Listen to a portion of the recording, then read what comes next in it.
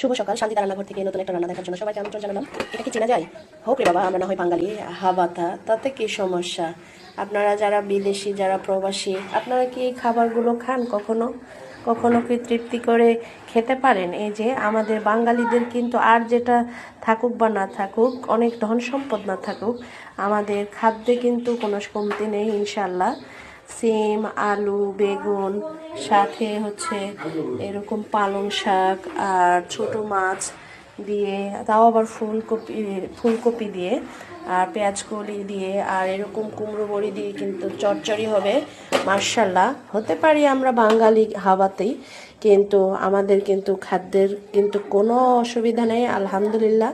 আল্লাহ তাআলা আমাদেরকে কিন্তু খুবই সুন্দর নিয়ামত দিয়েছেন, যা আপনারা প্রবাসী বিদেশি হয়েই বা কী হলো, এই খাবারগুলো তো এক্সপোর্ট ইম্পোর্টের জন্য আমাদের কাছেই আপনাদেরকে মেল করতে হয়।